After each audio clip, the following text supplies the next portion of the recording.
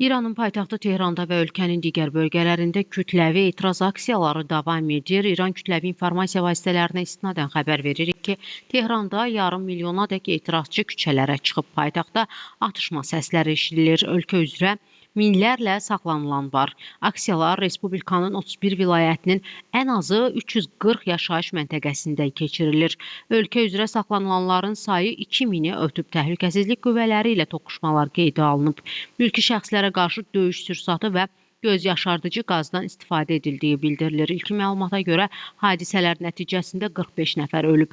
Ölənlər arasında 4 azyaşlı və 2 polis əməkdaşı var. Məlumata əsasən Fərrux şəhərində aksiya iştirakçıları İslam seminariyasını yandırıb. Qorqan şəhərində və qubernatorun ofisinə od vurulub. Bundan başqa mağazaların vitrinləri, avtomobillər və İslam İnqilabi Keşikçiləri Korpusunun tərkibində fəaliyyət göstərən bəsic qüvvələrinə aid motosiklet yandırılıb. Hakimiyyət orqanları ölkə üzrə internetə çıxışı demək olar ki, tamamilə məhdudlaşdırıb.